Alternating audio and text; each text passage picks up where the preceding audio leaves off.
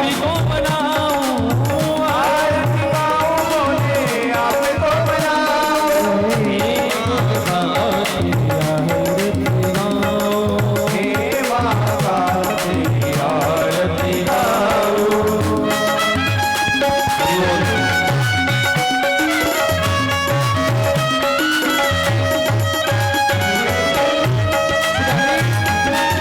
महाकाल भगवान की जय हो।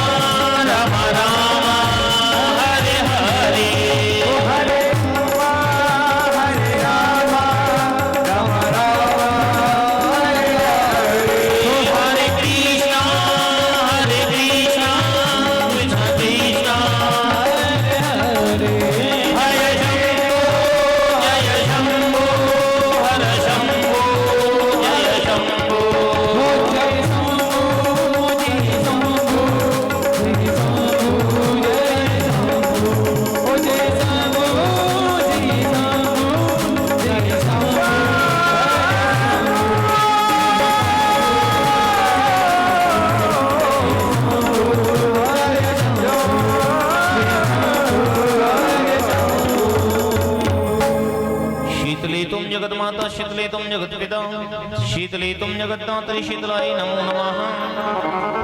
पुष्पो देवाभिवंदनमस्त्यो देवाभिवंदनमात्माभिवंदनम परमात्माभिवंदनम स्वात्माभिवंदनम। हस्ते गन्धाक्षत पुष्पाणि गृहीत्वा अय्यगिरि नन्दिनि नन्दित मेदिनि विश्व विनोदिनि नन्दिनुते गिरिवर विंध्य शिरोध निवासिनि विष्णु विलासिनि जिष्णुनुते।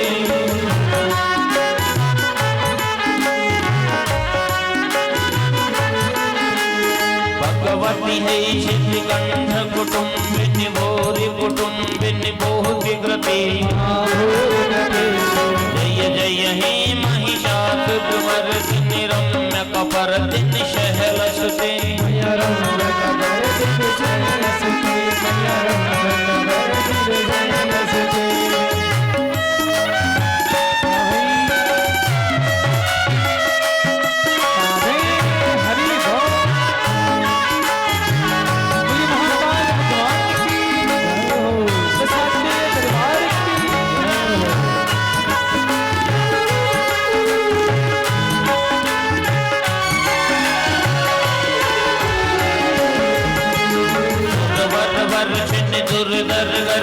दुर्मुखमर्षिणि हर्षरते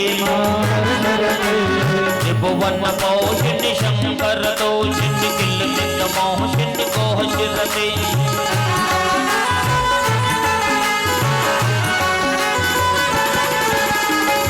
जन रोषिणि दुर्मित रोषिणि दुर्मिन रोषिणि सिंधुसुते।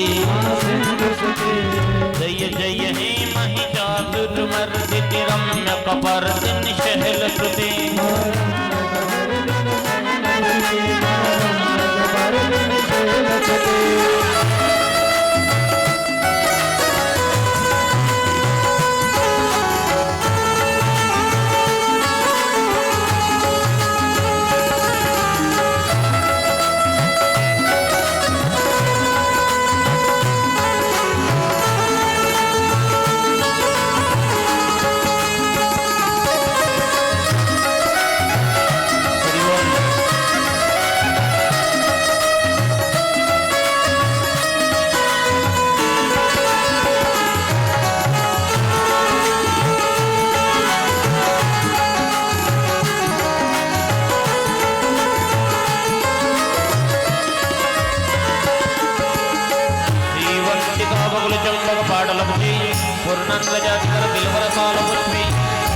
बिल्वफल तुलसी दलमंजरी भी त्वं पूजयामि जगदीश्वर मे प्रसीद।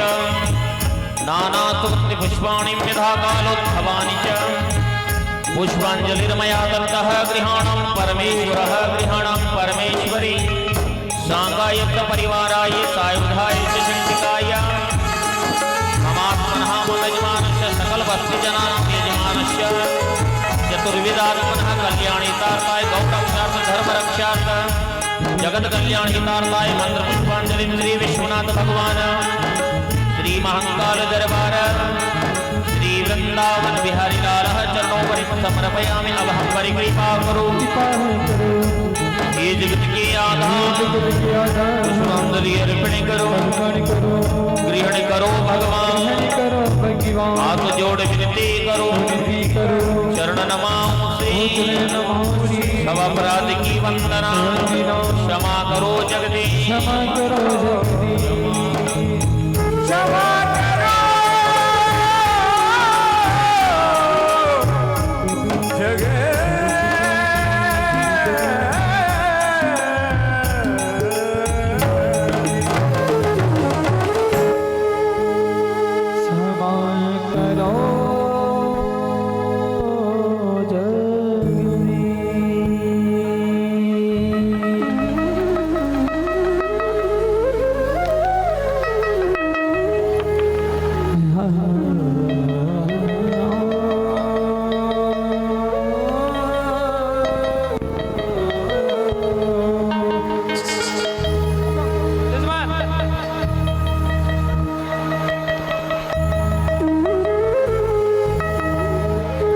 हरिओम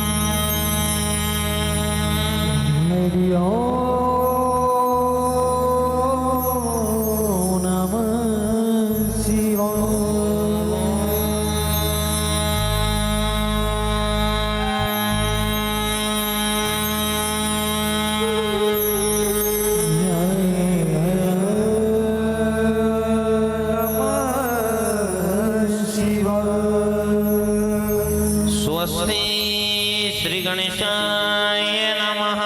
श्री गणेशाय नमः। स्वस्ति श्री कात्यायने नमः। श्री कात्याये नमः। स्वस्ति श्री वेद पुरुषाय नमः। श्री वेद पुरुषाय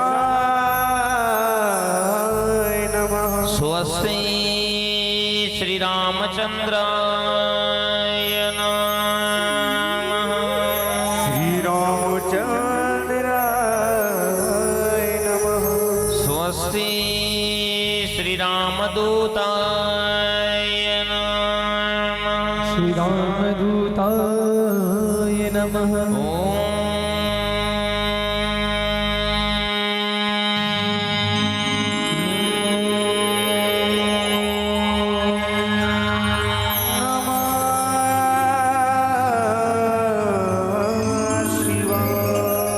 गजाननं भूतगणातिसेवितं कपितजम्बो फलचारुभक्षणम् उमासुतं शोकविनाशकारकम् नमामि विघ्नेश्वरपादपङ्कजम्। नमामि विघ्नेश्वरि पादपङ्कजम्। नमामि विघ्नेश्वरपादपङ्कजम्। नमामि विघ्नेश्वरि पादपङ्कजम्। गुरुर्ब्रह्मा गुरुर्विष्णु गुरुर्विष्णु गुरुर्देवो महेश्वर महेश्वर गुरुर्साक्षात् परब्रह्म तस्मै श्री गुरवे नमः। तस्मै गुरुवे नमः। नारायणं नमस्कृत्यं नरं चैव नरोत्तमं देवीं सरस्वतीं व्यासं ततो जयमुदीरयेत्। हे कृष्ण करुणा सिंधु दीनबंधो जगतपते जगतिपते गोपीश गोपिकान्तं राधाकान्तं नमोऽस्तुते। राधिकान्तं नमस्तुते। राधाकान्तं नमोऽस्तुते।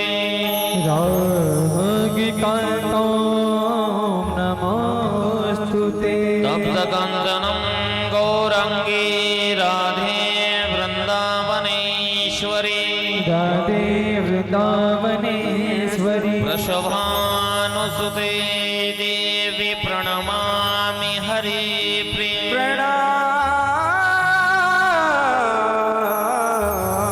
हरे। वन्दे देव उमापतिं सुरगुरु वन्दे जगत्कारणं जगत्कारणं वन्दे पन्नगभूषणं मृगधरं वन्दे पशूनां पतिं वन्दे पशूनां पतिं वन्दे सूर्यशशाङ्कवह्निनयनं वन्दे मुकुन्द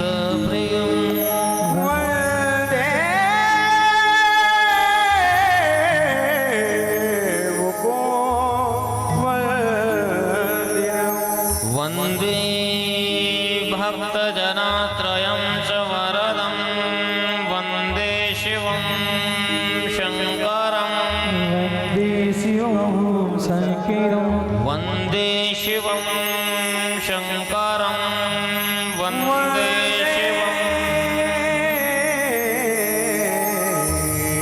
शिवं शङ्करं गजानन को सुमर कर सुमिरे करो संत महंत को प्रणाम हरि महंती को प्रणाम दीन पाणी कृपा कृपा करो सिद्ध होय सब काम सिद्धि होय सब काम सिद्ध होय सब काम सिद्धि हो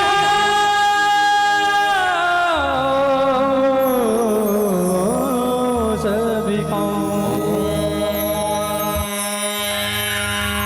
नमः शिवाय नमः शिवाय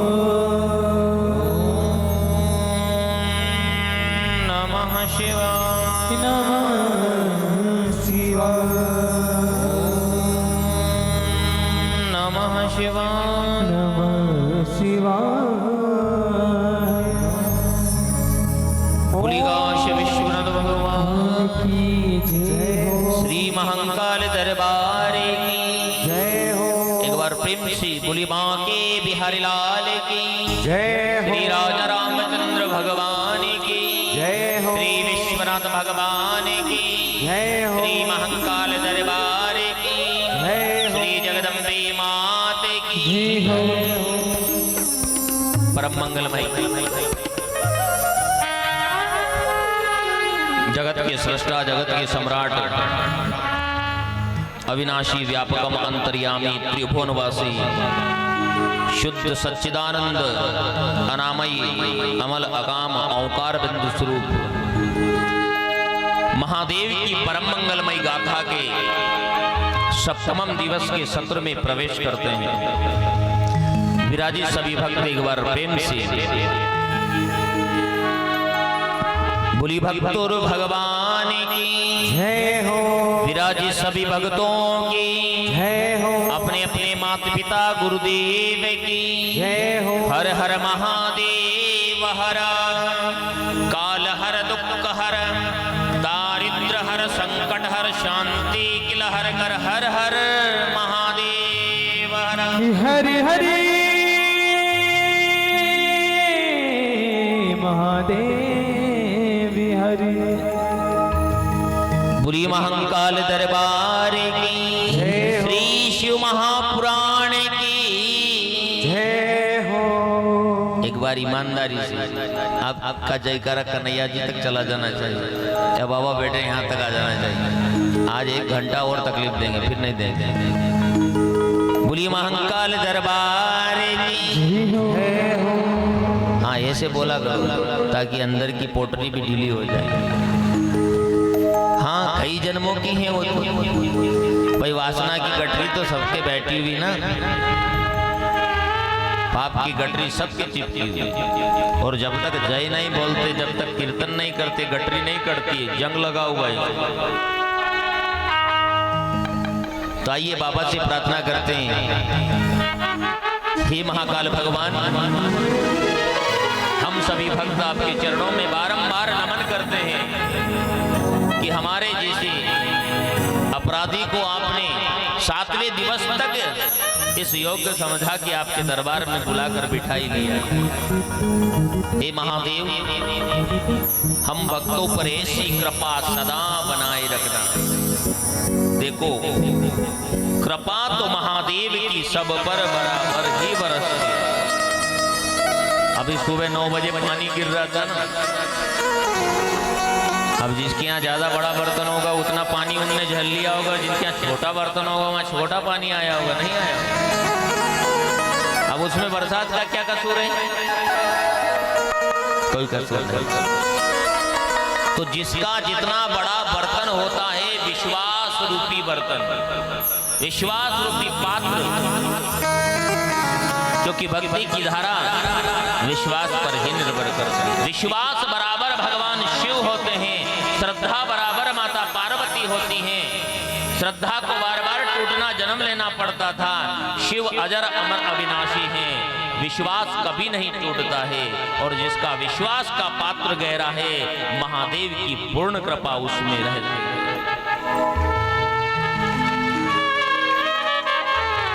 आपके मन में ये विश्वास है, मैं मेरे महाकाल के दरबार में हूँ, मेरा दुख दूर होगा, निश्चित दुख दूर होगा, मेरी पीड़ा दूर होगी, निश्चित दूर होगी, मुझे सुख मिलेगा, 100% सुख मिलेगा।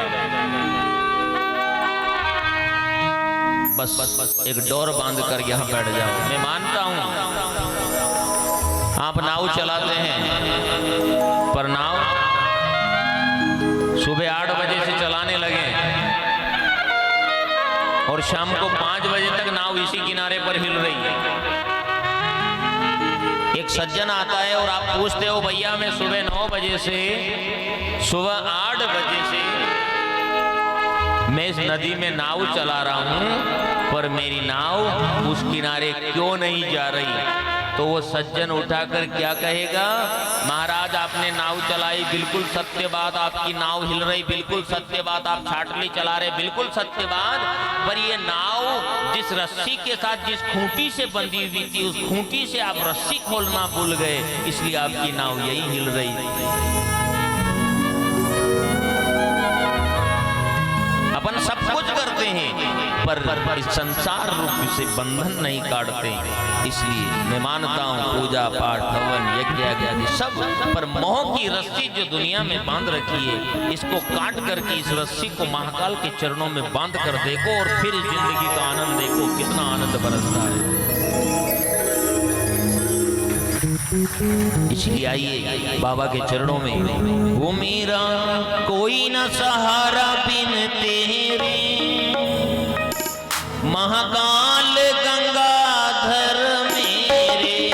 हो मेरा कोई न सहारा बिन तेरे, महाकाल गंगाधर मेरे।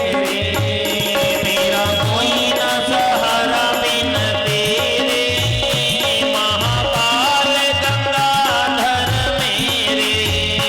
मेरा कोई न सहारा बिन तेरे, महाकाल गंगाधर मेरे।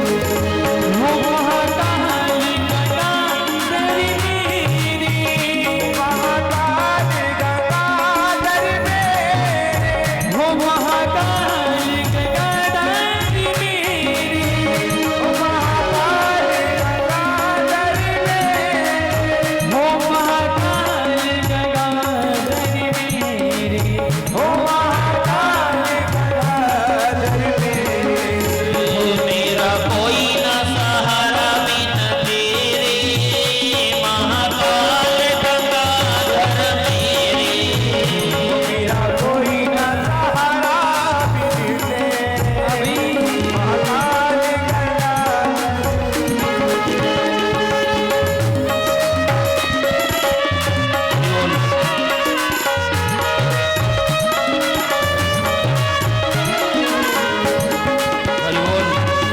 महाकाल दरबार की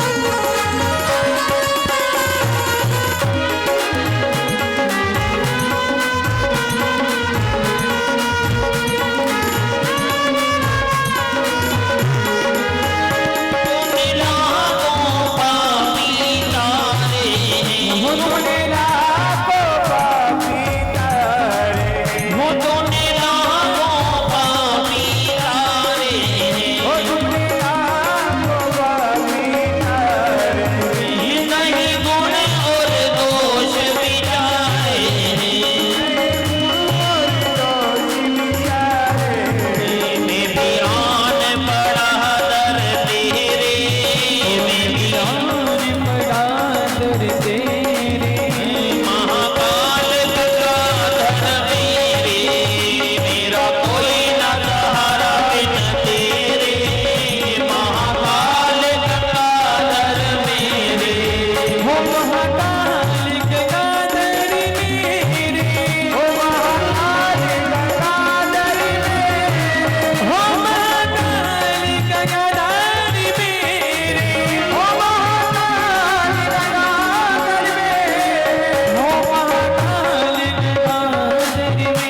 मेरी हो महाकाल गंगाधरी मेरे हो मेरा कोई न सहारा बिन तेरे, भोलेनाथ विश्वंभर मेरे। मेरा कोई ना सहारा बिन तेरे महाकाल गंगाधरी मेरे हो मेरा कोई ना सहारा बिन तेरे महाकाल गंगाधरी मेरे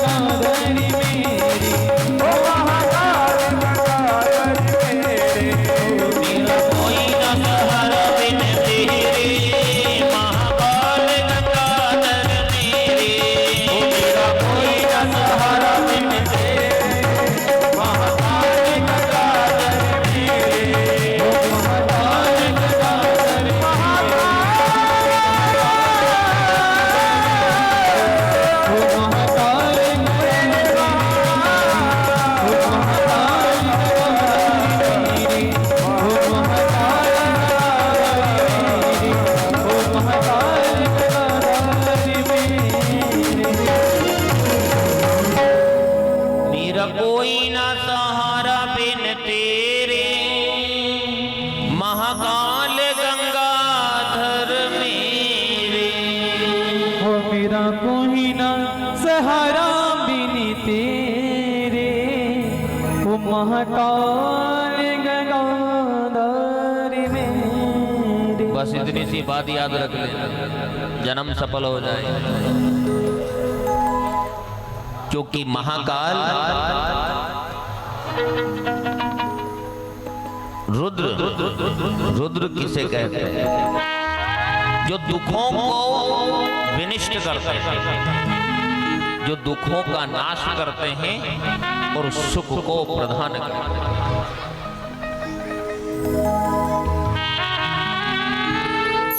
और ऐसा नहीं है कि दुख मनुष्य के जीवन पर ही है। जो प्रकृति की रचना में आया है उस सबको सुख और दुख दोनों की अनुभूति करना पड़ती है। प्रभु राम आए, उनको भी करना पड़ा। गोविंद आए, उनको भी करना पड़ा। मनुष्य, उनको भी करना पड़ा।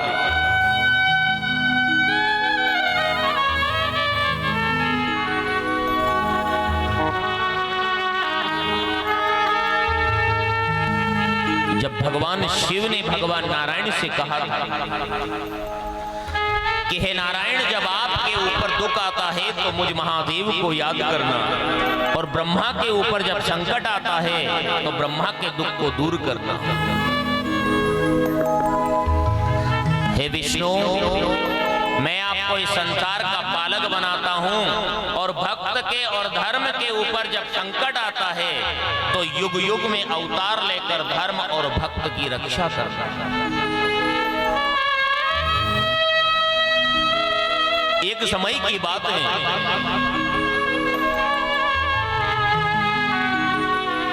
कि राक्षसों के द्वारा, बलवान दैत्यों के द्वारा देवताओं को बहुत दुख मिल रहा है। सभी देवता घबरा गए, भगवान विष्णु के पास गए। हे प्रभु, इन असुरों के दुख से अब राक्षस तो दुख ही तो देता है, कोई सुख तो देगा नहीं। भगवान विष्णु ने कहा, देवताओं, मेरे पास अभी ऐसा शस्त्र नहीं है कि मैं इन असुरों का उद्धार कर पाऊं, परंतु मैं महादेव की शरणों का ध्यान करके तुम्हारे दुखों को दूर करूंगा। भगवान विष्णु ने भगवान शिव का पार्थिव लिंग बनाया और 1000 कमल के फूल मंगवाए। क्या मंगवाए? सहस्त्रा अर्चन।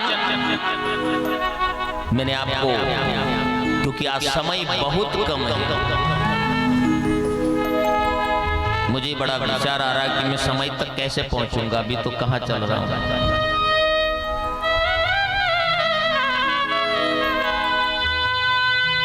1000 पुष्प भगवान शंकर को चढ़ा देते हैं, 1 सहस्त्रा अर्चन हो जाता है। ओम नमः शिवाय बोलो। भगवान शंकर के 1000 नामों का पाठ करके 1000 नामों के साथ 1000 वस्त्र, 1000 चावल की दाने, 1000 बिल्व पत्र, 1000 फल, जिसने ये 1000 बार चढ़ाने के बाद एक गिना जाता है। इसको 1 सहस्त्रा अर्चन कहते हैं। तो भगवान विष्णु ने कमल के फूल से भगवान शिव का सहस्त्रा अर्चन करने का संकल्प लिया।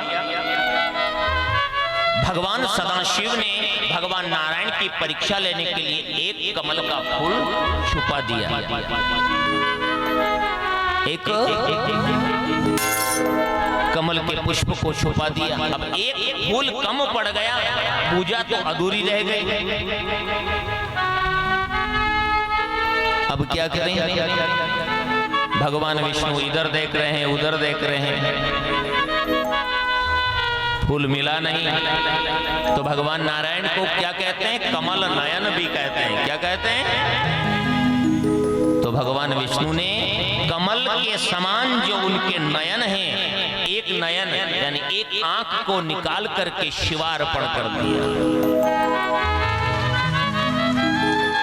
उसी समय देवादिदेव महादेव वहां पर प्रसन्न प्रकट। है विष्णु, मैं तुम्हारी भक्ति से बड़ा प्रसन्न हूं। ये कमल का पुष्प मैंने ही छुपाया था कि आखिर में नारायण मेरी पूजा को पूरी कैसे करते हैं। पर तुम धन्य हो, तुम्हारी भक्ति से मैं प्रसन्न हूं, तुम्हें क्या चाहिए। हे महादेव, धर्म का लोप हो रहा है, अधर्म का प्रभाव बढ़ रहा है, राक्षसों का प्रभाव बढ़ रहा है, दैत्यों का प्रभाव बढ़ रहा है। दैत्य देवताओं को हम सबको दुखी कर रहे हैं और मेरे पास ऐसा कोई शस्त्र नहीं है जिस शस्त्र के द्वारा मैं उन असुरों का उद्धार कर पाऊं। हे महादेव, इस दास पर कृपा करें। क्या कहा भगवान विष्णु, इस दास पर कृपा करें।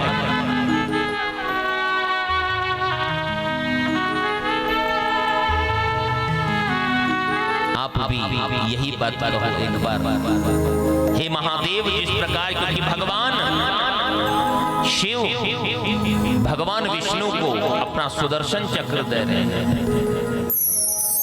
जो चक्र हैं वो शिव ने प्रदान किया था भगवान विष्णु, और भगवान विष्णु से कहा था कि हे नारायण, संसार में ये चक्र असुरों का और राक्षसों का उद्धार करेगा और धर्म और भक्त की सदा रक्षा करेगा। इसलिए जब जब भी धर्म संकट में आते हैं या असुर का उद्धार करना होता है तो सबसे पहले भगवान नारायण का सुदर्शन चक्र ही जाता है। बोलो, जाता है कि नहीं जाता है।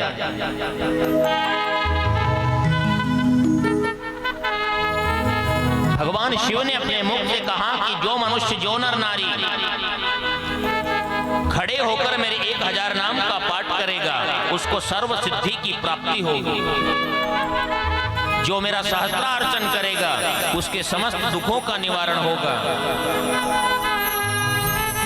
हे विष्णु, मैं तुम्हारी भक्ति से प्रसन्न हुआ, और भी आपके मन में कोई कामना है तो मांग लो। तो क्या मांगा भगवान नारायण ने, जो मांगा है वो आप भी मांग लो। हे महादेव, इस दास पर आपकी कृपा सदा बनी रहे। बस आप भी इतनी ही बात मांग लेना, कल्याण हो जाएगा।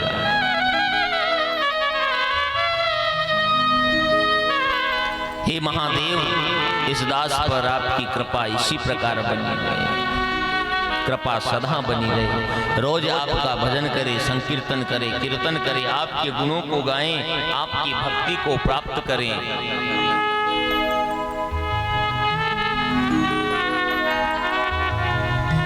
और ईश्वर से ईश्वर को मांगना सीखें। जो भगवान से भगवान को मांगता है, भगवान के मंदिर में आप गए हैं, आपने क्या मांगा है भगवान से? कभी ये बात मांगी, हे भगवान, हे राम जी, मुझे आपके जैसे गुणों वाली संतान चाहिए, आपकी मर्यादा जैसी संतान चाहिए, आपके जैसी मर्यादा मेरे कुल कुटुंब में चाहिए। कभी मांगा है? अगर भगवान से अगर अपन भगवान को मांगते हैं तो समझ लो अपनी भक्ति बड़ी उत्तम है, और भगवान से दुनियादारी की बातें मांग ली तो समझ लेना अपनी भक्ति बड़ी गंदी है। उसको सब याद है कि मुझे किसको क्या देना है, वो किसी की को भी भूखा नहीं रखता, सबकी व्यवस्था करता है। एक चींटी की करता है और हाथी की करता है, तो मनुष्य की क्यों नहीं करेगा? भगवान विष्णु ने भगवान महादेव के चरणों में नमन किया और यही कहा, प्रभु, इस दास पर आपकी कृपा सदा बनी रहे ताकि मैं धर्म और भक्त का सदा संग करूं। हे महादेव, हम भक्तों पर, हमारी बस्ती पर, हमारे कुल कुटुंब पर आपकी कृपा सदा बनी रहे ताकि हम धर्म का संग करें, आपके चरणों की सेवा करें। एक बार प्रेम से बोलो भक्तों भगवान की जय हो। भगवान विष्णु भगवान शिव को नमन कर रहे हैं। आइए एक पल के लिए भगवान को नमन करते हैं। ओम नमः शिवाय, हरि ओम नमः शिवाय, ओम नमः शिवाय, हरि ओम नमः शिवाय, ओम नमः शिवाय, हरि ओम नमः शिवाय।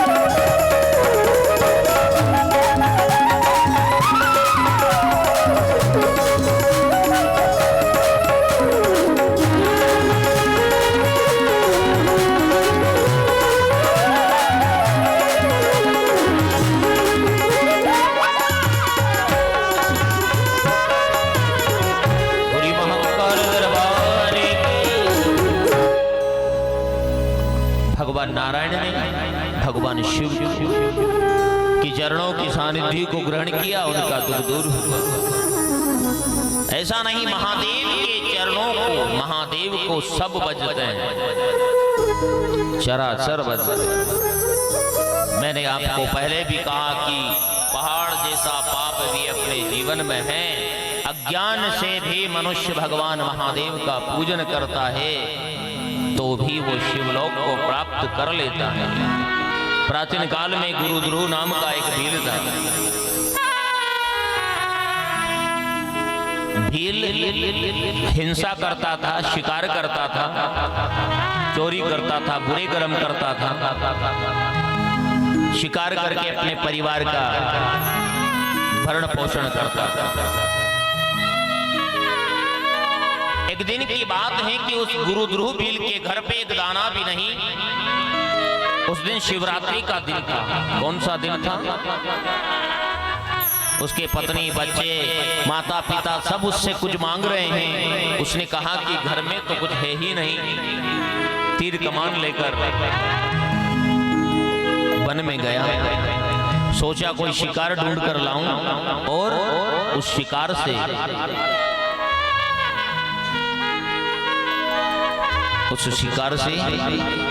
इनका पेट भरा जाए, कि भूख मिट जाए, परिवार की वो व्यवस्था कर।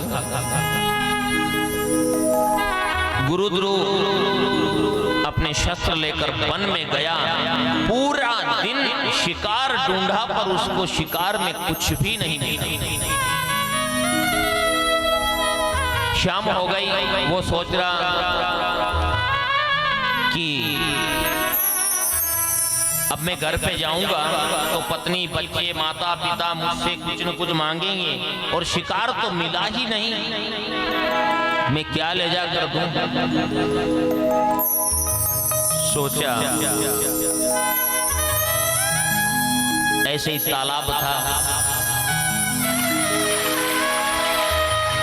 तालाब के पास एक वृक्ष कौन सा था? बिल्व वृक्ष।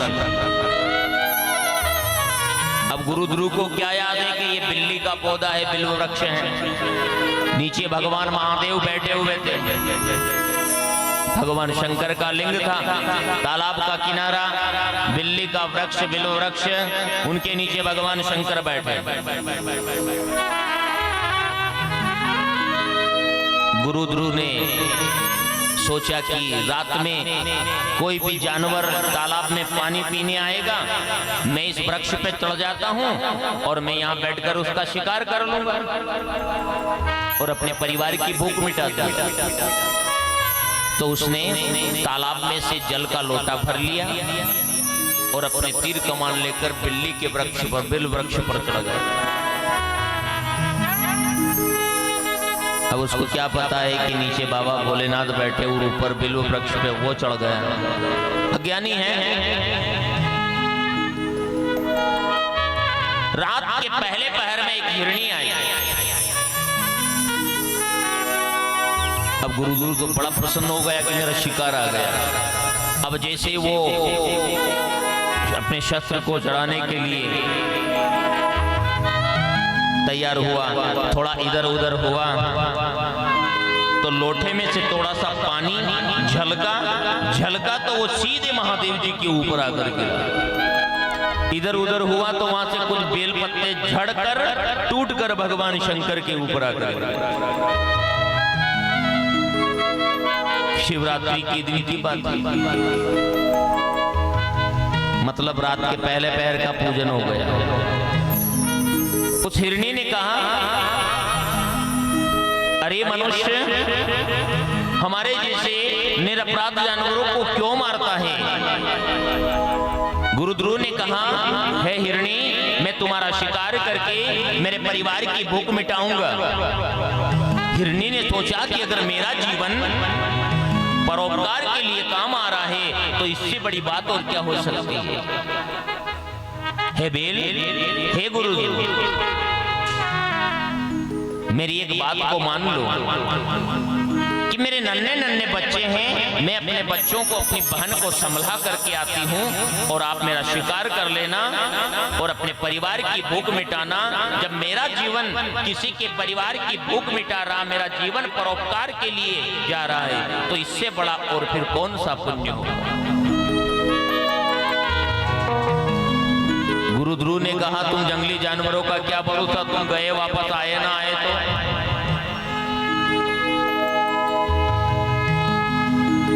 हे प्राणी, मैं सच कहती हूँ, मुझे पाप लगेगा, अगर मैं नहीं आई तो मुझे नरक में जाना पड़ेगा।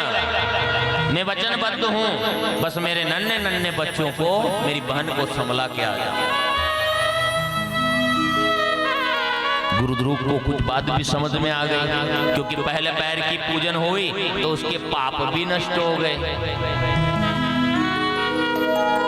अब हिरणी के आने में विलंब हो गया था, तो उस हिरणी की बहन ढूंढती हुई आ गई। इतने में रात का दूसरा पहर चालू हो गया। गुरु ध्रुव ने ऐसा ही किया जैसे पहले वाले हिरणी की तरफ किया था। थोड़ा इधर उधर हुआ, कुछ पानी झलका भगवान शंकर पर गिरा, कुछ बेलपत्र झड़कर भगवान शिव पर गिर गए। अपने शस्त्र को चढ़ाया शिकार के लिए। इतने में दूसरी बारी हिरणी ने, यानी कि पहली जो हिरणी आई थी उसकी बहन आई, अपनी पहले वाली बहन को ढूंढते हुए। जो बात पहले वाली हिरणी ने कही वही बात दूसरी वाली ने भी कही। अब गुरु ध्रुव के भी दूसरे पैर का पूजन हो गया, कुछ ज्ञान के धीरे धीरे चक्षु खुलने लगे, पाप धुल गया। दूसरी वाली हिरणी ने भी कहा कि अगर मेरा जीवन परोपकार के लिए काम आ रहा है तो इससे बड़ी बात और क्या हो सकती है। मेरा शरीर धन्य है कि जो दूसरों के कष्ट का निवारण करेगा, पर मैं अपनी बहन के बच्चे उनको संभला देती हूँ और फिर आती हूँ। गुरु ध्रुव को अब दूसरे पैर की पूजा हो गई तो कुछ तो फर्क पड़ेगा। अब ऐसे करते करते रात का तीसरा पहर चालू हो गया, तो दोनों हिरणियों को ढूंढते हुए हिरण भी आ गया। अब जो बात पहले वाली हिरणी दूसरी वाली हिरणी के साथ हुई वही बात हिरण के साथ भी हुई। मतलब गुरु ध्रुव का तीसरे पहर का भी पूजन हो गया। अब तीसरे पहर का पूजन हो गया तो उसके समस्त पापों का निवारण तो वैसे ही हो गया। और हिरण ने कहा कि अगर मेरा मांस, मेरा शरीर, मेरा जीवन अगर परोपकार के लिए जा रहा है तो मेरा तो जीवन ही धन्य है। पर है बेल, जरा रुक जाओ, मैं अपने बच्चे, अपनी पत्नी को संभला कर आता हूं।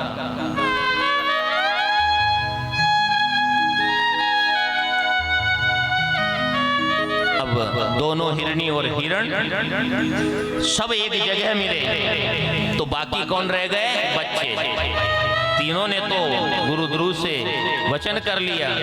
तो उन बच्चों ने क्या कहा कि हे माता, हे पिता, अगर आपका जीवन परोपकार के लिए जा रहा है तो हम भी दुनिया में रहकर क्या करेंगे, हम भी जीवन को आपके साथ परोपकार में ही देंगे। तो पूरा परिवार रात के चौथे पहर में गुरु ध्रुव के सामने आकर खड़ा हुआ। गुरु ध्रुव ने वही अपने शस्त्र को चढ़ाया, थोड़ा सा जल गिरा, भगवान शंकर पर गिरा, कुछ बेलपत्र झड़कर भगवान शंकर पर गिरे, यानी कि रात के चौथे पहर का पूजन हो गया। तो गुरु ध्रुव ने कहा कि मेरे से तो ये अज्ञानी पशु बहुत अच्छे हैं। क्या कह रहा है वो भेल कि मेरे से तो ये बिना बुद्धि के जानवर के विचार उत्तम हैं, ताकि ये परोपकार का भाव लेकर मेरे सामने खड़े हैं और मैं मनुष्य होकर इन अज्ञानी पशुओं की क्यों हत्या करूं, मैं क्यों पाप कमाऊं। क्योंकि चौथे पहर का पूजन हो गया तो उसके मन में ये बात आ गई, क्योंकि उसने जितना पाप किया था वो तो महादेव ने धो दिया, और चौथे पहर की पूजा से उसको ज्ञान की भी प्राप्ति हो गई। तो भगवान शंकर सामने प्रकट हो गए। एक बार प्रेम से बोलो विश्वनाथ भगवान। जय हो। चौथे पहर के पूजन से भगवान शंकर ने, क्योंकि गुरु ध्रुव भगवान शिव के चरणों में गिर करके भक्ति का वरदान मांगा, भगवान शिव ने श्रृंगबेरपुर की श्रेष्ठ राजधानी में भेजकर भगवान राम के साथ मित्रता होने का वरदान दिया। और वो गुरु ध्रुव कौन था? निषाद। कौन था? पूर्वजन्म। और श्री राम की सेवा करके उस गुरु ध्रुव ने परम गति को प्राप्त किया। मेरे भक्तों, महादेव तो इतने बड़े दयालु हैं कि इनके गुणों को गाना मेरे बस की बात नहीं है। परंतु स्थिति परिस्थिति कैसे ही रहो, प्रेम से करना, लड़कर करना, झगड़कर पूजा करना, परंतु ज्ञान से अज्ञान से पर महादेव को पूजने की आदत डाल लो ताकि सभी जन्म सुधर जाए। क्योंकि धर्म अर्थ काम ये तीन तो भगवान नारायण ब्रह्मा भी प्रदान करते हैं, परंतु मोक्ष तो महादेव है। भगवान श्री कृष्ण ने भी भगवान शिव का 15 मास तक तप किया था। कितना? एक बार प्रेम से बोलिए वृंदावन बिहारी लाल। उपमन्यु महाराज से ज्ञान को प्राप्त किया। भगवान श्री कृष्ण ने भी उपमन्यु महाराज से शिव ज्ञान को प्राप्त किया था। बताइए, क्योंकि उपमन्यु वो जिन्होंने दूध भात, मैंने कल आपको कथा बताई, जो भगवान शंकर के बड़े नजदीक के भक्त, जिनको भूत भविष्य वर्तमान तीनों कालों का ज्ञान है। भगवान श्री कृष्ण ने पुत्र प्राप्ति के लिए भगवान शिव को भेजा। भगवान महादेव प्रसन्न हुए, भगवती प्रसन्न हुई और भगवान शिव ने भगवान श्री कृष्ण से कहा, हे गोविंद, क्या चाहिए आपको? हे प्रभु, क्या मांगा भगवान श्री कृष्ण ने? जो मांगा है उसको आज आप मांग लो, ये मौका है, बेकार नहीं जाना चाहिए। भगवान श्री कृष्ण ने क्या मांगा? हे महादेव, मेरी बुद्धि सदा धर्म में लगी रहे। पहला वचन क्या मांगा? जमीन जायदाद धन दौलत महल नहीं मांगना भगवान, ये तो सब यूं ही आ जाएंगे। जब धर्म का संग है तो सबका संग हो जाएगा। एक बार कहो ईमानदारी से, हे महादेव। डरते डरते नहीं कहना, ऐसा नहीं कि पड़ोसी लगे तो शर्म लागे का कहेगा। हे महादेव, मेरी बुद्धि सदा धर्म में लगी रहे, और अगर धर्म का संग कर लोगे तो महादेव तो आपके ही साथ नहीं, क्योंकि वो धर्म पर आरूढ़ होकर बैठकर जाते, उनका वाहन आपके पास है, तो शिव जी को आपके साथ रहना ही पड़ेगा, नहीं रहना पड़ेगा। दूसरा वचन क्या मांगा? कि मैं सारे संसार में अक्षय यश का भागी बनूं। अक्षय यश संसार का बन जाओ तो महादेव की इच्छा, पर कम से कम गांव का तो बन जाना, कि जाने के बाद बुराई न करे, अच्छी बात ही करे। नहीं आई समझ में? हाँ भाई, दो ही तो बात चलेगी यहाँ से। बड़ा भला मनक चला गया। आज हमारे आदरणीय हुक्म, नाम मुझे याद नहीं, क्या गा रहे हैं? मैं यहाँ पर 6 दिवस से और 5 दिवस से हुक्म के गुणों को सुन रहा हूँ। तो वो दुनिया से गए हैं, आपके दिलों से नहीं गए। बोलो गए क्या? आज उनके किए हुए कर्म की सुगंध आपके अंदर तक है, आपके पड़ोसी गांव तक है, क्योंकि उन्होंने धर्म का और सत्कर्म का संग किया।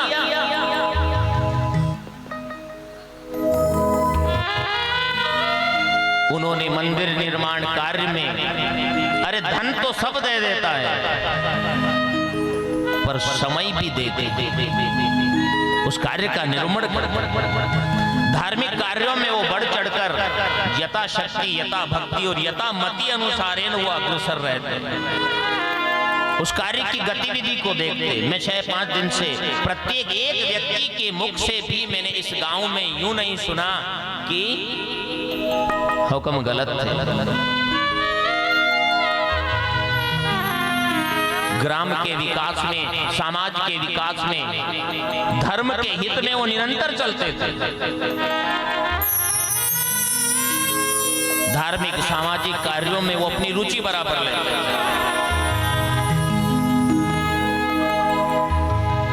आज उनके कर्म की सुगंध यहां पर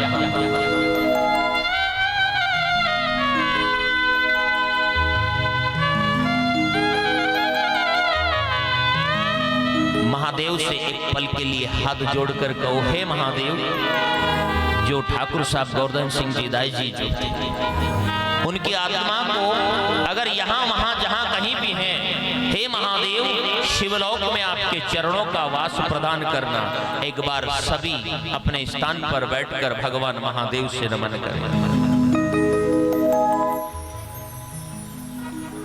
इसे कहते हैं अक्षय यश का भाग्य। आज दिवंगत समय को 2 वर्ष के लगभग व्यतीत हो रहा है।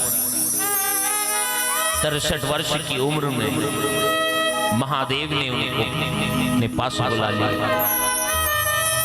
एक बार उनकी याद में उनकी आत्मा को शांति मिले, इसलिए सभी भक्त अपने मुख से ओम नमः शिवाय का जप करेंगे। ओम नमः शिवाय, हरि ओम नमः शिवाय।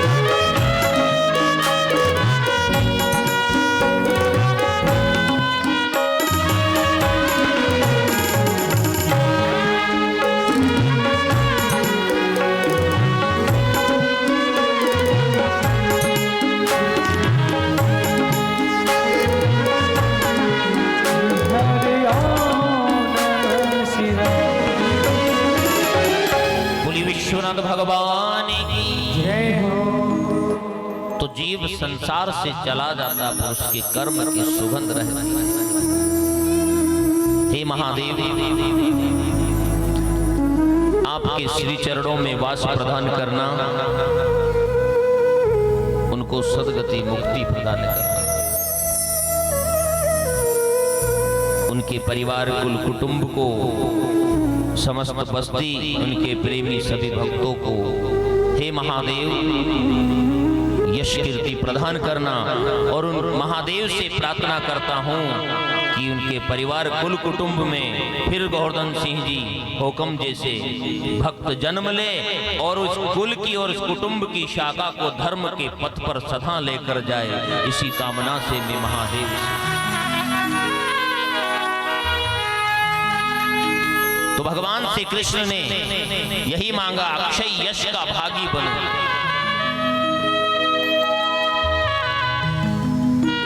हे महादेव, आपके समीप ही मैं सदा वास करूं। आपको कहना, हे महादेव, मैं नित नित आपके दर्शन करूं, नित नित आपके चरणों की सेवा करूं, नित नित आपके समीप मेरा वास रहे। मैं आपकी दृढ़ भक्ति को प्राप्त करूं।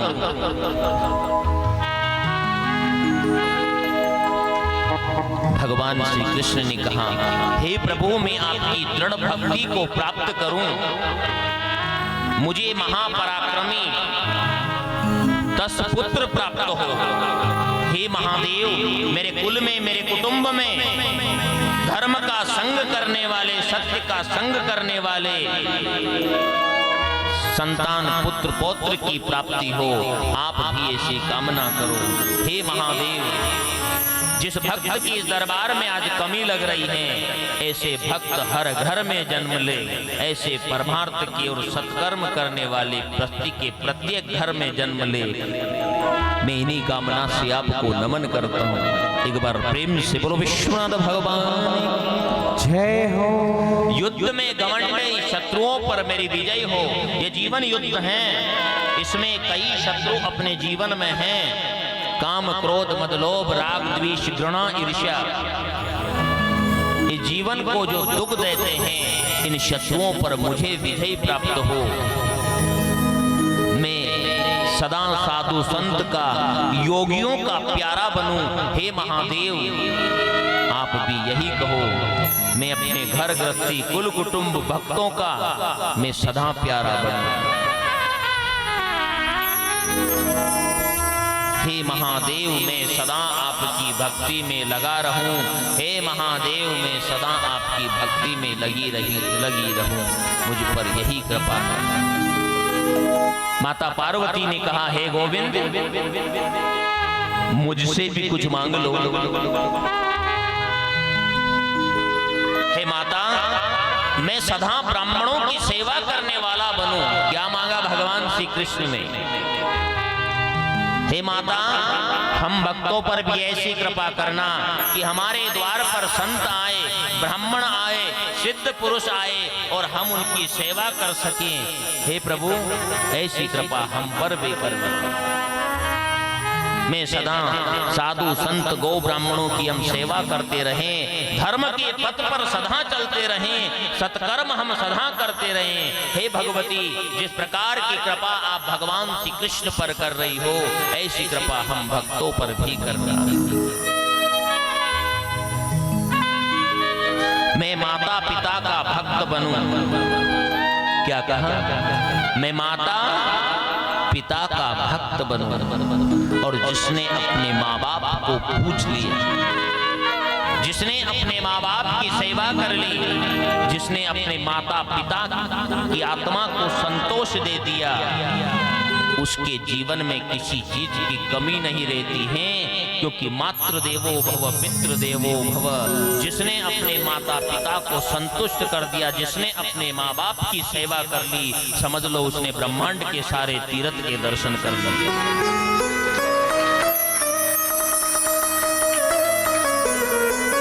भगवान शिव, माता पार्वती ने भगवान श्री कृष्ण को वरदान दिया। भगवान सदाशिव इस चराचर जगत में भगवान शिव की 18 योनि है। कितनी है? 14 योनि। 8 तो देव योनि, 8 देव योनि में भगवान शिव है। 5 पक्षियों की योनि और एक मानव की। ये 14 योनि भगवान शिव की चराचर में व्याप्त हैं।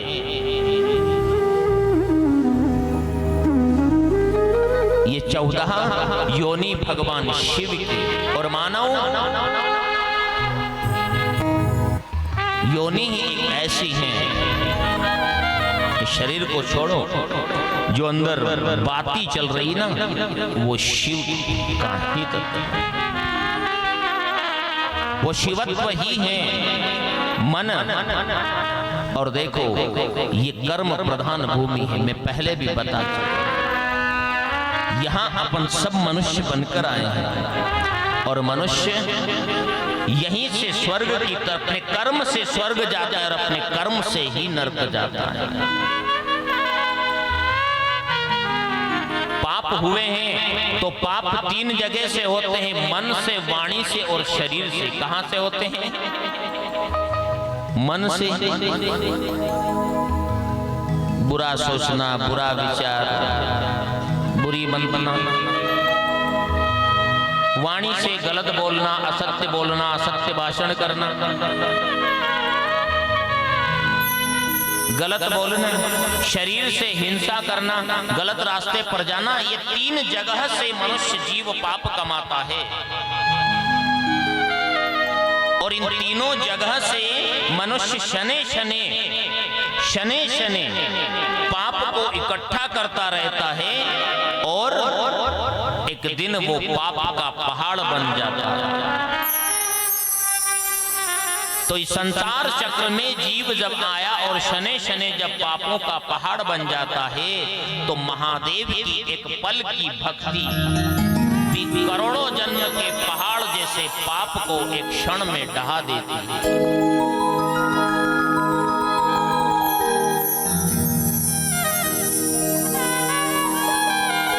इसलिए सत्कर्म करो। देखो आपके कंधे पर ये 500 ग्राम का तौलिया पड़ा हुआ,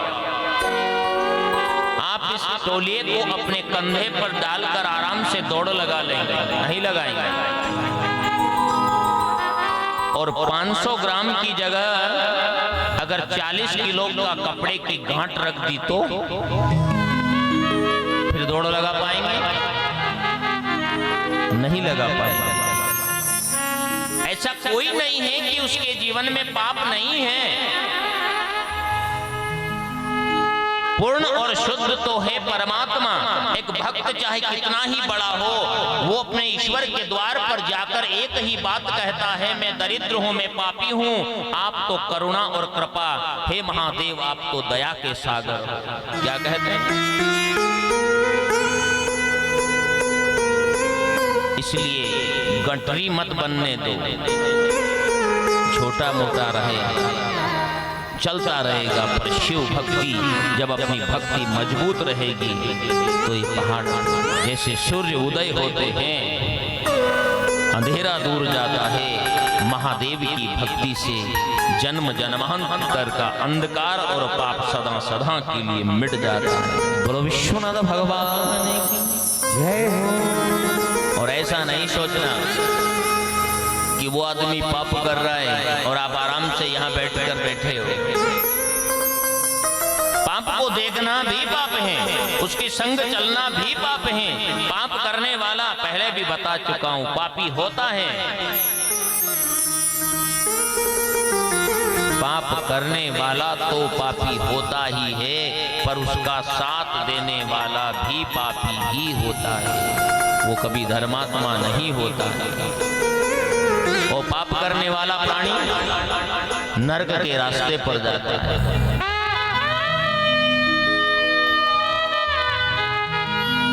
नरक के मार्ग में है।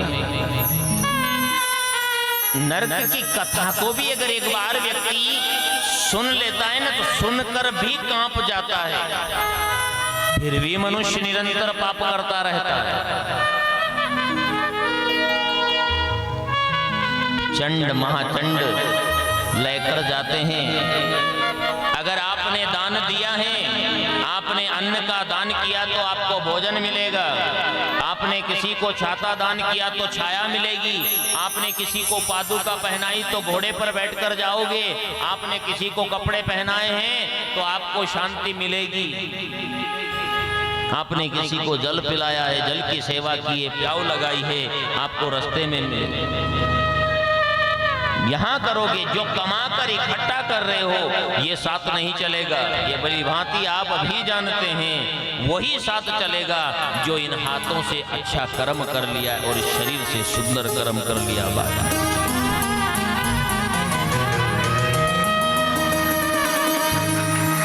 इन 28 प्रकार के नरकों में कुंभी पाग नामक नरक जो है ना, तेल की कड़ा है। जीव को जब उसमें डाला जाता है वहां सब याद आते हैं, फिर वहां ना तो पड़ोसी आता है, ना रिश्तेदार आता है, ना भतीजा आता है, ना काका जी आते, कोई नहीं आता। वहां सिर्फ आपके कर्म बोलते हैं। जीव बहुत तड़पता है, पर फिर सोचने समझने और तड़पने से कुछ नहीं होगा, क्योंकि कोई अवसर ही नहीं है ना। और अगर आपने सत्कर्म किया तो विमान में बैठकर धर्मराज के यहां से होते हुए शिवलोक, विष्णुलोक, वैकुंठ लोक को जाओगे। शिव महापुराण में जल का दान, अन्न का दान, वस्त्र का दान, दान की बड़ी महिमा है। अगर आपने तालाब बनवाया और तालाब में अगर वर्षा काल का जल अगर ठहर जाए ना, तो कहीं यज्ञ को करने से जिस फल की प्राप्ति होती है वो उस एक तालाब को बनाने से आपके कुल कुटुंब में निरंतर उस यज्ञ का फल प्राप्त होता है। शीतकाल में अगर, ठंड में अगर तालाब के अंदर जल भरा रहे तो हजारों गांव को दान करने से जिस फल की प्राप्ति होती है वो ठंड के समय में बनाए हुए तालाब, कुआ, बावड़ी में अगर पानी रुक गया तो आपको हजारों गौ दान करने का जो फल होता है वो एक कुआ बावड़ी बनाने से ही मिल जाता है। गर्मियों में आपके बनाए हुए कुएं, बावड़ी, तालाब के अंदर अगर जल रुक जाता है तो फिर आपके कुल में ना कभी दुख आएगा,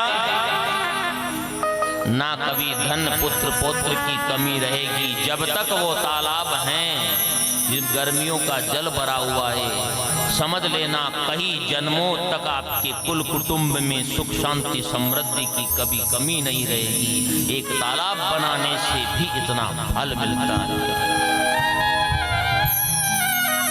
वृक्ष लगाओ, वृक्ष को लगाने से कितना फायदा है। एक वृक्ष को भी अगर मनुष्य लगा करके बड़ा कर देता है अपने जीवन में, तो उस एक वृक्ष का कितना फल है, कभी विचार किया? वृक्ष को अगर फूल आएंगे, फूल से देवता, फल से पितृ और छाया से पथिक जाता हुआ पथिक। एक वृक्ष आपने लगाया और अगर उस पर फूल खिले तो वहां से जितने भी देवता विचरण करते हैं उन फूल की सुगंध से अपन देखते हैं ना, कोई व्यक्ति कोई अच्छी चीज वस्तु कुछ बनाता है तो क्या पूछते हैं कि ये किसने बनाया है? यही पूछते हैं, क्योंकि वो चीज अपने मन को भा गई और जो चीज मन को भा जाती है वो फिर तृप्ति करती है। वो देवता क्या कहते हैं, आपके लगाए हुए वृक्ष के ऊपर अगर फूल खिल गए तो वो देवता ये कहेंगे कि जिस कुल वाले ने इस वृक्ष को रोपित किया है और उस पे जो पुष्प खिले हैं उस कुल में सदा मनुष्य पूर्ण आयु और सुख को भोगता है। उस कुल में अन्न और धन की कभी कमी नहीं रहती है। जाते हुए देवता उसको आशीर्वाद देते हैं।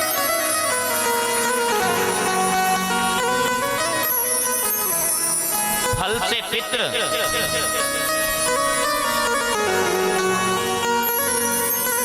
अपने पितृ तो संतुष्ट प्रसन्न हो गई, परंतु वहां से जो भी अन्य पितृ गुजरेंगे वो क्या कहेंगे?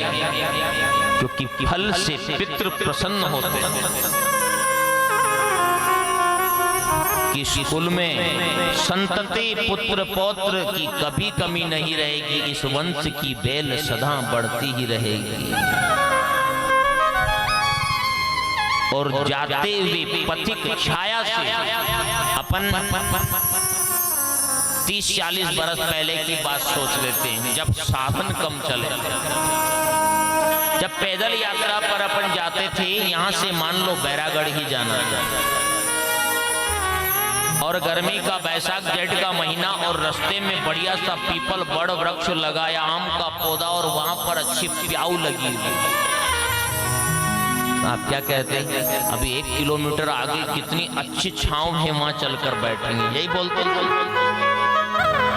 वहां आपके वहां आपके मन में वहां बैठने से शांति और तृप्ति आपको मिली। तो जितनी शांति और जितनी तृप्ति आपको मिली, उतनी उससे कहीं ज्यादा उस कुल के कुटुंब के मनुष्यों को, जीवों को मिलेगी। तो जाता हुआ पथिक जब आपके लगाए हुए वृक्ष की छांव में बैठकर सुख की अनुभूति करता है, तो वो तो सुख की अनुभूति कर रहा है, पर उस वृक्ष से उस पथिक की आत्मा में जो संतोष मिलेगा, इतना ही संतोष आपकी घर गृहस्थी में प्राप्त होगा। वो जितना सुख मिलेगा, उतना ही सुख आपके कुल कुटुंब में मिलेगा।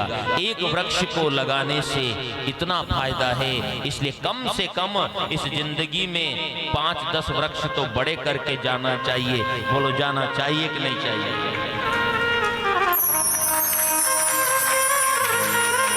अभी बरसात का, अच्छा कौन कौन वृक्ष लगाने की इच्छुक है? जरा हाथ खड़ा कीजिएगा। सांचा सांचे बोलना।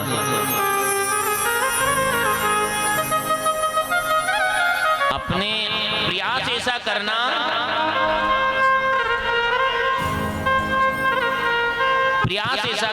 कि अपनी जगह में तो अपन लगाते ही हैं, आप अपनी सुविधा भी देख लोगे।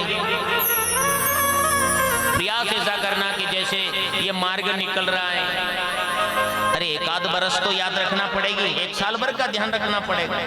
फिर तो वो अपनी व्यवस्था 300 रुपए की जाली लगा देना।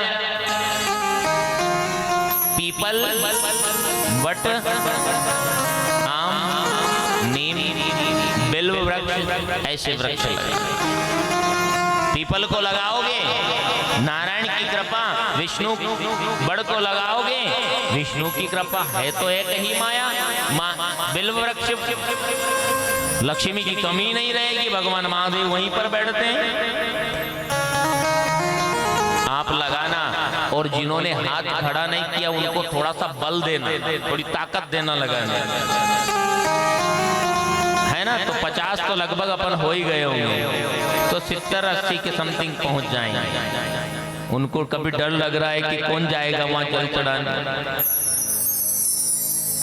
और चाहे 3 किलोमीटर दूर दुकान हो तो आराम से पैदल चले जाते, नहीं जाते? आप समझ गए, मैं नहीं बोल रहा।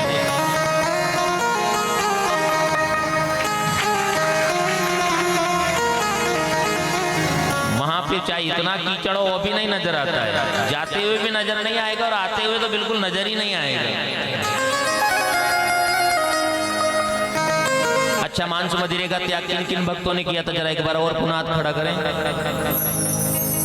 वो सब भक्त यहाँ पर आएंगे अभी विश्रांति के बाद। आधे हाथ रह गए, उस दिन तो थोड़े ज्यादा खड़े हो रहे थे।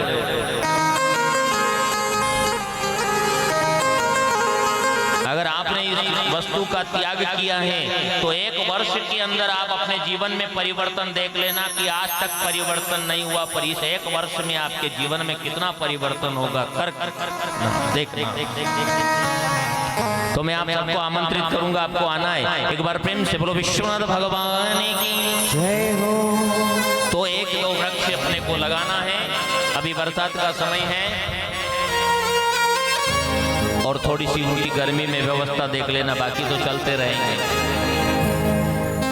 और जाली लगाना बढ़िया ताकि अन्य पशुओं से उनको कोई खतरा ना हो। एक बार प्रेम से बोलो विश्वनाथ भगवान की जय हो। हो शिव की महिमा, हो शिव की महिमा पिरम पारी, रटी जा बोले बोले महिमा बरंबार, रटी जा बोले बोले रटे जा भोले भोले, हो रटे जा मम में भोले, हो रटे जा भोले भोले, रटे जा मम भोले, हो रटे जा भोले भोले, हो रटे जा मम में भोले, हो रटे जा भोले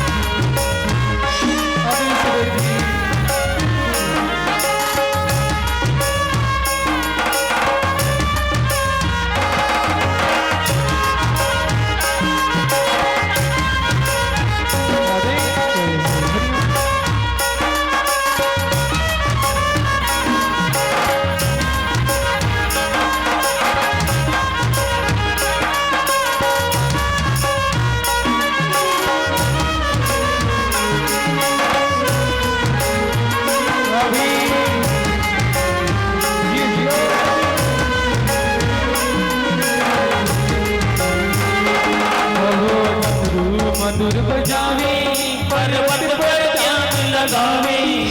डमरू मधुर बजावे, पर्वत पर ध्यान लगावे। डमरू मधुर बजावे, पर्वत पर ध्यान लगावे।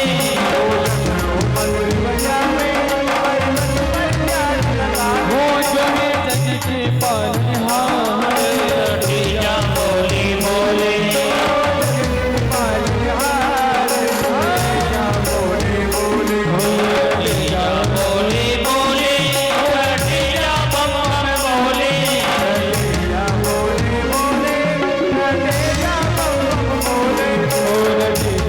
बोले बोले और तेजा बम में बोले, रटिया बोले बोले, रटिया बम बोले। हो शिव की, हो शिव की, हो शिव की महिमा परम्पार, रटिया बोले बोले, महिमा परम्पार, रटिया बोले बोले।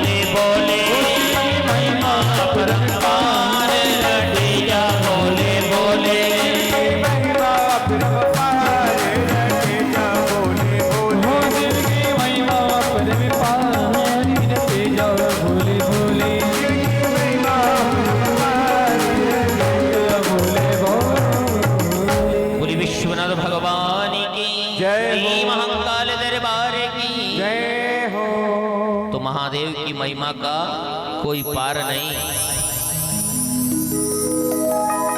थोड़ा सा दान, थोड़ी सी सेवा, थोड़ी सी पूजा कितना फल दे सकती कोई नहीं। दहली में रखा हुआ दीपक, घर के दरवाजे में बाहर दहली पे दीपक लगा देना, उसका उजाला कहां पर जाएगा?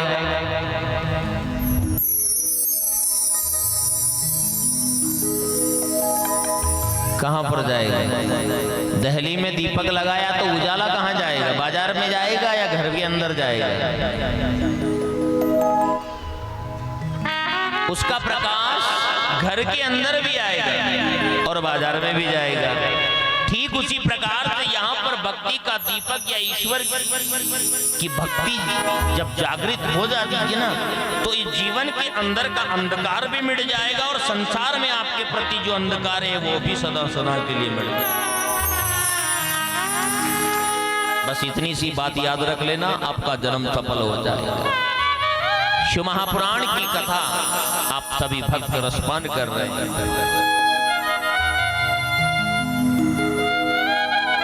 परंतु मैं एक बात पुनः आपको कहता हूं कि सुख कहीं भी नहीं है। पूरी जिंदगी समझने लगते वहां से यही बात ढूंढता है हर व्यक्ति। बोलो ढूंढता है कि नहीं ढूंढता है? एक पैसे वाला व्यक्ति है, सुबह जब आप उनसे बात करेंगे 8 बजे तो अपने बारडोली नहीं मिलेंगे, और दोपहर में 12 बजे बात करोगे तो मुंबई में मिलेंगे। 1 घंटा इंदौर जाने का और 1 घंटे की फ्लाइट, और 5 बजे बात करोगे तो दिल्ली में न जाने और कहां से फोन आ जाएगा। पर शाम के समय थाली में झांक कर देख रहे, उनकी दाल में तेल भी नहीं होता है, रोटी में घी भी नहीं होता है। किस काम की ऐसी दौलत जिसका उपयोग वो स्वयं न कर पाए। बोलो पैसे वाला सुखी है क्या? कोई तन दुखी और कोई मन दुखी। घर है लंबा चौड़ा परिवार, घर गृहस्थी, और उस गृहस्थी में अगर एक के अंदर भी अवगुण बैठा है ना, तो गुण 50 भी दुखी रहेंगे, वो सुखी नहीं रह सकते। और अगर संस्कार हैं, भक्ति है, तो आपके पूर्वजों की, आपके बड़ाओं की, परमात्मा की और पूर्व जो चले गए हैं उनके शुभ कर्मों ने जो वृक्ष लगाया है, उस वृक्ष में आप भी बैठे हैं। पर एक बात को याद रखना कि वृक्ष जरूर सूखता है, इसलिए आपको भी संस्कारों के वृक्ष लगाना है। ऐसा नहीं कि भगवान ने सब कुछ दे दिया तो आराम से सोए हुए और भगवान सत्कर्म नहीं करते, गलत। आपके पूर्वजों ने जो लगाया उसका सुख आपको मिल रहा है, आप लगा कर जाओगे, उसका सुख आपकी आने वाली पीढ़ी को मिलेगा। कोई तन, कोई मन और कोई धन। एक गरीब आदमी भी सुखी नहीं है। यहाँ पर सुखी हैं तो सिर्फ भगवान राम का, महादेव के चरणों का दास, बाकी कोई सुख नहीं। ना गर्भ में सुख है, दीन कहे धनवान सुखी, धनवान कहे सुख राजा को, राजा कहे महाराजा सुखी, महाराजा कहे सुख इंद्र को, इंद्र कहे चतुरानन को, ब्रह्मा कहे सुख विष्णु को। और तुलसीदास जी महाराज ने क्या कहा? तुलसीदास विचार कर कहे, हरि भजन बिना सब जीव दुख। तो सुख बस सत्कर्म में है। सत्कर्म किसे कहते हैं? आप ये अपन सब बैठ कर रहे हैं। ना राजा सुखी, ना महाराजा सुखी, ना गरीब सुखी, ना धनवान सुखी, बस सुखी तो भगवान के चरणों का दास है। संपत्ति को संपत्ति नहीं कहते हैं, विपत्ति को विपत्ति नहीं कहते हैं। भगवान को याद रखना, भगवान की सेवा, भगवान की पूजा, भगवान की भक्ति, महादेव की सेवा, महादेव की भक्ति, महादेव के चरणों की सेवा, दीन दुखियों की सेवा ही करने वाला सबसे बड़ा धनवान है।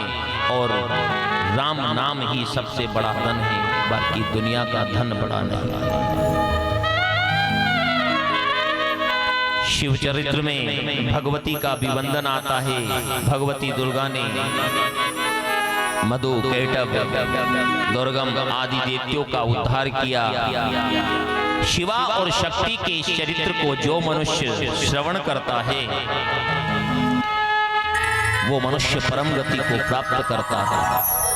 एक बार प्रेम से बोलो विश्वनाथ भगवान की जय हो, श्री महाकाल दरबार की जय हो। आप सभी भक्तों ने, मैं आपको पहले भी कह चुका था कि मेरा कोई साहस नहीं है कि मैं महादेव की कथा का रसपान करा पाऊं, क्योंकि शिव के गुणों को तो माता सरस्वती भी जीवन पर्यंत लीला पर्यंत गाए ना, तो भी महादेव के गुणों को ना गाया जा सकता है, ना लिखा जा सकता है, ना कहा जा सकता है। जिस प्रकार गोविंद ने कृपा की, महादेव ने कृपा की, भगवती ने कृपा की, उस प्रकार यथाशक्ति, यथा भक्ति और यथामति अनुसारेण यथाशक्ति शिव कथा अमृत रस महोत्सव आप सभी भक्तों के कल्याण के लिए, सारे जगत के कल्याण के लिए, गौ माता की रक्षा के लिए, धर्म की रक्षा के लिए, आपकी बस्ती में सुख, शांति, समृद्धि, यश, कीर्ति की प्राप्ति हो, इसी कामना से 7वां दिवस का शिव कथा अमृत महोत्सव श्री महादेव के चरणों में अर्पण करता हूँ। बोलो विश्वनाथ भगवान की जय। शिव नाम की गंगा, भस्म नाम की यमुना और रुद्राक्ष नाम की सरस्वती, ये 3 चीज अपने कंठ में सदा धारण करके रखना। ओम नमः शिवाय, ओम नमः शिवाय, ओम शिवाय नमः। हरि राम हरि कृष्ण, भगवान गोविंद को नमन किया। हरि कृष्ण हरि कृष्ण हरि कृष्ण हरि राम हरि राम। इतनी कृपा कर दो कि महादेव की भक्ति करने लग जाओ। प्रभु राम का भी वंदन हो गया, महादेव की भक्ति भी प्राप्त हो गई। हरि ओम नमः शिवाय, ओम नमः शिवाय, ओम नमः शिवाय। हे महादेव, इतनी कृपा कर दो कि श्री राम जैसी मर्यादा, श्री राम के जैसी मर्यादा वाले संतान मेरे कुल कुटुंब में प्राप्त हो। हे महादेव, इसी कामना से मैं नमन करता हूँ। बोलो विश्वनाथ भगवान की जय हो। भस्म या नाम की यमुना, जो अपने मस्तक पर भस्म का तिलक लगाता है। आप कहीं भी जा रहे हैं, ऐसा तो नहीं अपने को यात्रा पे नहीं जाना होता है, सबको कहीं न कहीं जाना होता है। अब त्रिपुंड ना निकालो तो कम से कम बिंदी तो लगा सकते हैं। ओम नमः शिवाय, ओम नमः शिवाय, ओम नमः शिवाय बोलकर बोल। ऐसा कोई संकट नहीं है कि जिसके मस्तक पर अगर भस्म का तिलक लगा हुआ है और वो संकट उसके पास आ जाए। उस दिन अगर कोई अकाल संकट अपने जीवन में है तो शिव नाम की गंगा आपके कंठ में है, भस्म नाम की यमुना आपके मस्तक पर है और रुद्राक्ष नाम की सरस्वती आपके कंठ में है। तो अकाल से अकाल व्याधि भी अगर अपने जीवन पर आ रही है तो महादेव के प्रसाद से कोसों दूर निकल जाएगी, वो आपके पास नहीं है। जैसा समय मिले उस तरीके से कम 10 मिनट 5 मिनट अपने दिन की दिनचर्या की शुरुआत भगवान के दर्शन से करो। वो सच्चिदानंद हैं, उनके दर्शन से परम आनंद की प्राप्ति होती है। महादेव से गोविंद को मांगो, गोविंद से महादेव को मांगो, बस इसी तरह से भक्ति करते रहो। हे जग का मंगल करने वाले, एक बार अपने मुख से कहो, हे सारे संसार का, सारे ब्रह्मांड का मंगल करने वाले महादेव, हम सभी भक्त आपके पावन चरणों में, हे महाकाल भगवान, हम नमन करते हैं। हमारे जीवन में, हमारे कुल में, हमारे कुटुंब में सदा मंगल हो, हमारी बस्ती में सदा सुख शांति समृद्धि रहे और सभी भक्त सत्कर्म को सदा करते रहे। इसी कामना से हम आपके चरणों में नमन करते हैं। बोलो महाकाल दरबार की जय हो। आप सभी भक्तों का बड़ा स्नेह, प्रेम और भाव रहा। देखो, कथा में श्रोता तो बहुत होते हैं, परंतु आप हजारों श्रोता से भी कहीं ज्यादा हैं। जो भाव और जो एकाग्रता, जो श्रोता के लक्षण हैं, वो आपकी बस्ती में देखने को मिले। मुझे तो सपने में भी याद नहीं थी कि मैं बाड़ोली में पहुंच जाऊं। एक बार प्रेम से बोलो विश्वनाथ भगवान की जय हो। क्योंकि श्रोता और वक्ता का जब तक मानसिक संबंध नहीं होता है, कोई भी कथा प्रभावी नहीं होती है। यथा शक्ति, यथा भक्ति, यथा मति अनुसारेण जो 7वां दिवस का ज्ञान यज्ञ में आप सभी भक्तों के कल्याण के लिए महादेव के चरणों में नमन करता हूँ, अर्पित करता हूँ। कुछ समय के लिए भगवान के चरणों को सभी भक्त मिलकर नमन करेंगे। कथा श्रवण करने में आपसे भूल भी, त्रुटि भी हुई, अज्ञानता भी हुई, तो उन सभी दोषों के निवारण के लिए सभी बाबा के चरणों में, हे शंभू, हम सब आपकी शरण में हैं, चराचर आपकी शरण में और हम भी आपकी शरण में हैं, और इस प्रकार की कृपा हम पर सदा कर श्री शंभो शरणं मम, श्री शंभो शरणं मम, श्री शंभो शरणं मम, श्री शंभो शरणं मम।